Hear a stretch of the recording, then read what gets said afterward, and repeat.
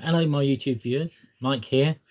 Um, yeah, just talking about today about the Jason R. Day um, news, and yeah, I don't know if you know him or heard about him rather. So I've heard a lot about him over the last 2 or 3 days, and my girlfriend's been watching a lot of videos, and yeah, I hear all these channels and their condemnation of him. And some of it I agree with, some of it is true, and I can kind of understand that. Now I'm going to be careful. I'm going to have to be careful here because he is of a different colour. Now I think you should be able to criticise somebody and condemn somebody's actions or behaviour regardless of the colour. And it's not about colour really. It's about the cheating. It's about him copying other people's work, plagiarism, and it's about educational standards. It's about who gets a degree and who doesn't, who gets the degree through university and succeeds, and who doesn't. So this guy's a fantasist, and yeah, I knew a fantasist once, and he'd been everywhere and done everything. If I've done anything or been anywhere, I'll just tell the truth. I don't need to play. No, not to plagiarise. Make up things. I don't need to make up things. I am what I am, which is not always great. But anyhow, let's get to the issue itself. An issue itself is that this, what do you call it? DEI wants to promote people of ethnic minorities and tries to say that are disadvantaged.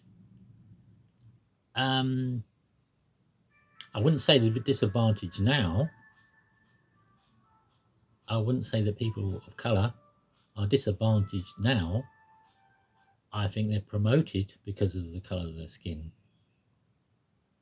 rather than their ability to succeed, ability to succeed in education, or getting anybody any sort of degree or diploma or anything like that. So that's wrong, really. It should always be on your ability, and regardless of your colour, always on your ability, regardless of your disability, regardless of your gender, absolutely regardless. It shouldn't matter. And that's true equality, I think. And I do believe in equality. And that's only fair. I think all this talk of racism is a distraction. This talk of racism is about somebody being found out for cheating and then calling it racism, which is not racism. And what annoys me really, as somebody who used to be in a group called Youth Against Racism, and I have mixed race children, I think it's a distraction from real racism, and I think it's a distraction from and an insult to people who have actually suffered from racism. So I'm criticising some of the people who promote this and push this Not because I'm not from a left-leaning outlook, because I want to see what's fair. Now, yes, the right and all these right-leaning sort of YouTube channels, they're saying, oh, left did this and left did that. Well, maybe it is. Maybe it is. But it's also misconstrued. Now, it's gone too much the other way. There used to be genuine disadvantage for people of colour, black, Asian, and so on. That's undeniably a fact, and that's undeniably true. It's shifted so much that you could even say that, and I'm being really careful here. I don't like to say it, but white people being disadvantaged. Racism, I thought, when I was younger, that racism only went one way. One way. It was always the blacks and the Asians were receiving racism directed towards them. I know that, but I know now that racism is just simply about racism. It doesn't matter who's directing it or who's receiving it, who it's directed to or who's receiving it on the end of it. It really doesn't matter. But, you know, but I say to these, so that's the way I look at it. That's real racism. Racism is about hate and ignorance. And I think it's really quite evil. And it's the ideology of racism has caused a lot of suffering and caused a lot of deaths, a lot of people dying even. So I'm totally against that.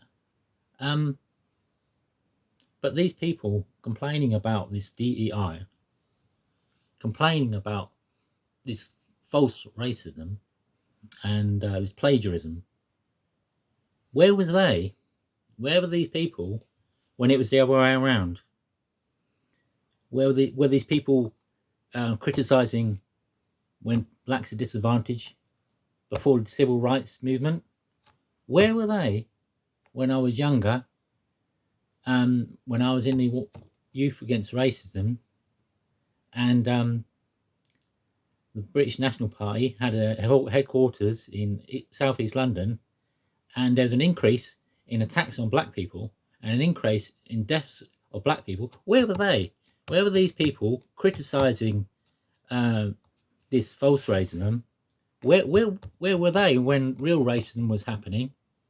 And you know, they were not saying anything. They're basically not saying anything. They're just ignoring it. And where were they when there's an overwhelming bias of the police force and the Metropolitan Police Force in particular were proven to be racist?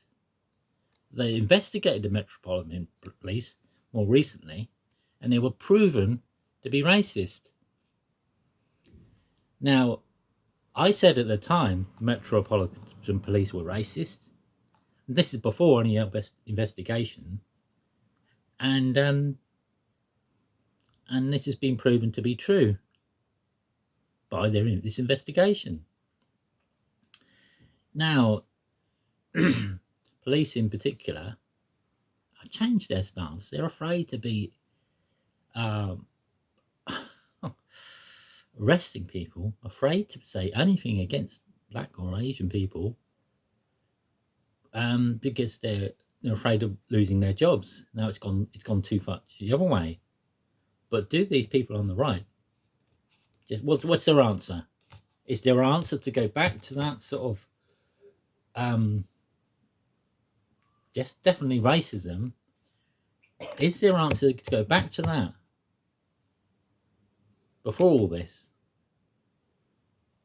from when I remember in the 90s, it was very much the other way. There was definite racism, and I'm talking about real racism, which promotes an idea of inferiority and promotes the idea that abuse is okay because they're of a different race or colour. And so, yeah.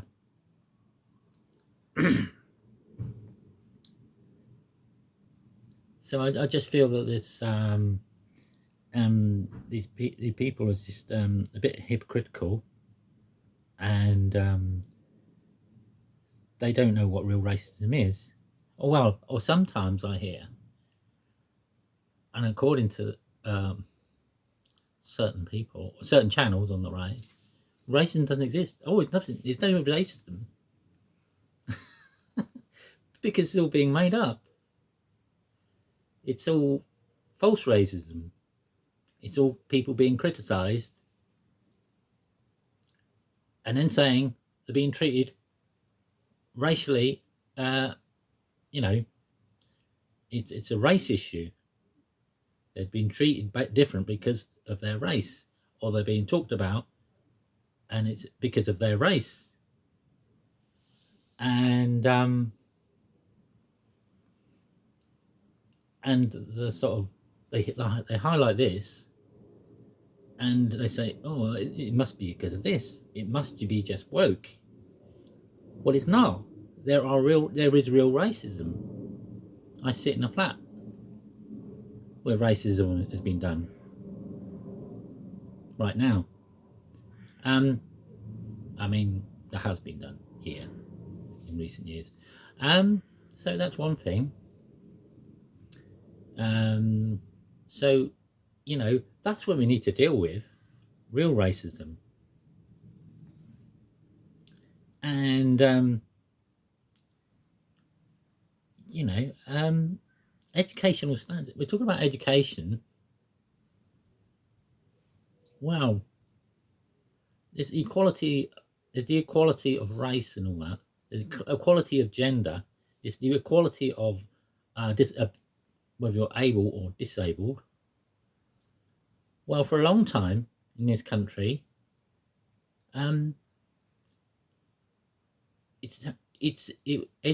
succeeding education, being in education, even having the education, is because of privilege, but it's because of wealth, and it's because of the class system. And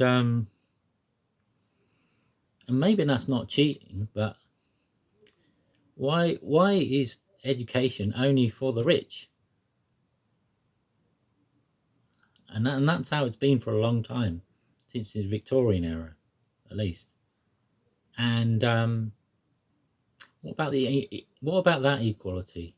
What about the disadvantaged and the poor having the same chances to succeed and get degrees, and you know, having the same chances as those from a more privileged background? Not just about money, but about you know, whether you have the ability, as I said before, whether you have the ability to obtain significant educational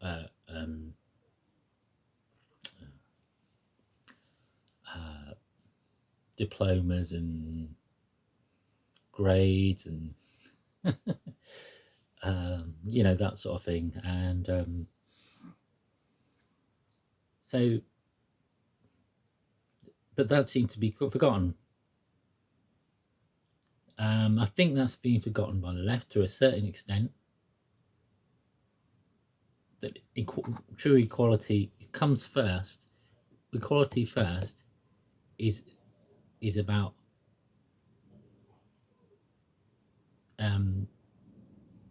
giving everybody the fair chance at succeeding in life, and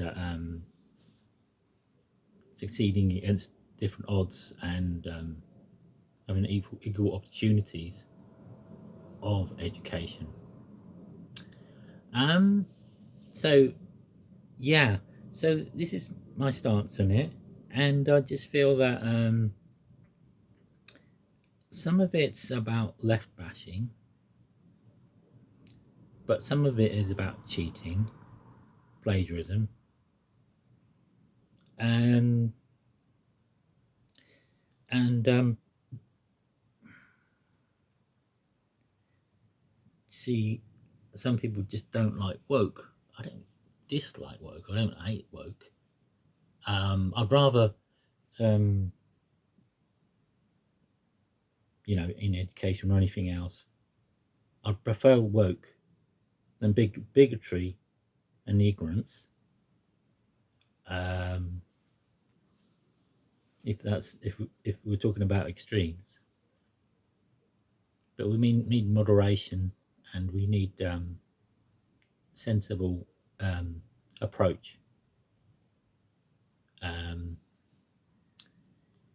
in schools and universities, and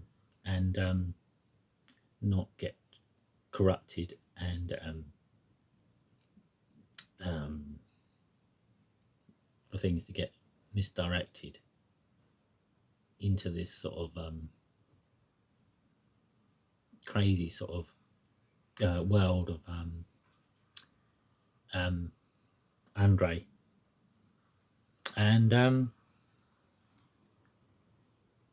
yeah, I as I said, I knew somebody like this, and yes, I kind of understand the psychology of it from that point of view, and but it would be great to think that people could succeed against the odds.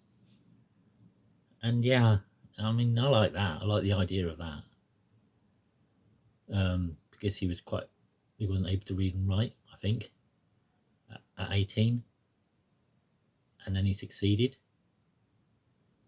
That's sort of the underdog story, and I love the underdog story. I like the idea of that, but it's kind of false and untrue, and you know,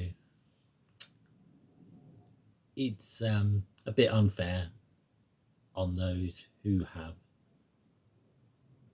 not succeeded by and have worked hard, and who have um, not cheated, not lied, not used plagiarism to get by. It's unfair on them, and I just think that's it needs to be changed, but changed in a good way. Yeah, in a positive, fair way. So it is an issue I've heard a lot about, and I hope you will try and look at it from a different point of view, not just react to it, and just look at it from a different perspective, which is what I try to promote here. And so I guess about that sums it up. And thanks for watching. Please subscribe and view and click my video. Thank you. Goodbye.